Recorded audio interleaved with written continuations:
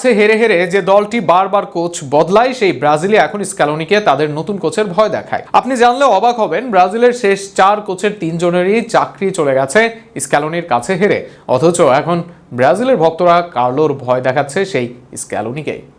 আপনি জানেন কি, আর্জেন্টিনার সাথে হেরে গেলেই বরখাস্ত হয় ব্রাজিলের কোচ? অন্তত স্ক্যালোনির আর্জেন্টিনা দলে যোগ দেওয়ার পর ঘটেছে এমন ঘটনাই। কোপা আমেরিকায় ফাইনালে স্ক্যালোনির কাছে হেরেছিল তিতে, তবে তখনও বিশ্বকাপ বাছাইয়ের সেরা দল হয় বাদ পড়েননি কোচ। তবে এরপরের গল্পটা একদমই ভিন্ন। 3 জন কোচ বাদ পড়েছেন স্ক্যালোনির সাথে হেরেই। বিশ্বকাপে বিদায় নেওয়ার পর তিতের চাকরি যায়, আর এরপর শুরু হয় ব্রাজিল কোচদের স্ক্যালোনি অভিশাপ। প্রথমে অন্তর্বর্তীকালীন কোচের দায়িত্ব পেয়েছিলেন রামন মেনজেস, 3 ম্যাচ দায়িত্ব পালন করতে পেরেছিলেন। এরপর দিনিজ 6 ম্যাচে ব্রাজিলের অন্তর্বর্তীকালীন কোচ ছিলেন। 2 জয়ের পাশাপাশি 3 হার ও 1 ড্র এনে দেন। 2023 সালের 9 সেপ্টেম্বর বলিভিয়ার বিপক্ষে 5-1 গোলে জয়ের ম্যাচে ব্রাজিলের অন্তর্বর্তীকালীন কোচ হিসেবে অভিষেক হয় দিনিজের। মাঝে 1 মাস টিকে থাকার পর সে বছরের 22 নভেম্বর মারাকানায় বিশ্বকাপ বাছাইয়ে স্ক্যালোনির আর্জেন্টিনার কাছে 1-0 গোলে হারিয়ে দিনিজের ব্রাজিল। সেটা ছিল বিশ্বকাপ বাছাইয়ে দিনিজের অধীনে ব্রাজিলের টানা 3 হারের শেষটি। উরুগুয়ে, কলম্বিয়া ও আর্জেন্টিনার কাছে হেরেছিল ব্রাজিল।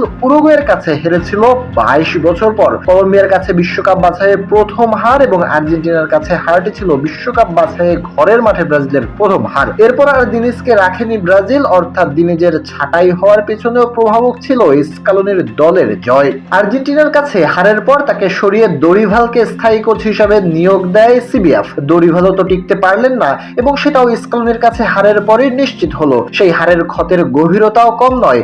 বিশ্বকাপ বাছাইয়ের ব্রাজিলের সবচেয়ে বাজে হার, অর্থাৎ বিশ্বকাপ বাছাই পর্বে ঘরের মাঠে স্ক্যালোনির কাছে হেরে চাকরি খুইয়েছিলেন দিনিজ। আবার সেই বিশ্বকাপ বাছাই পর্বে আর্জেন্টিনার ঘরের মাঠে 4 গোলে স্ক্যালোনির কাছে হেরে চাকরি খুইয়েছেন দরিভাল। সেক্ষেত্রে বিশ্বের অন্যতম সেরা কোচ কার্লো আনচেলত্তিও তাই ভাবনায় থাকতেই পারেন, কেননা বিশ্বকাপে আর্জেন্টিনার মুখোমুখি হতে পারে ব্রাজিল, অথবা কোপা আমেরিকায় হবার সম্ভাবনা আরো বেশি। কোচ স্ক্যালোনির আর্জেন্টিনার সাথে জয় যে খুব সহজ কিছু না, সেটা কেই বা না জানে। তবে ডন কার্লো আর মাফিয়া মেসির কোচ স্ক্যালোনির লড়াইটা উপভোগ্য হবে বলেই প্রত্যাশা ফুটবল ভক্তদের।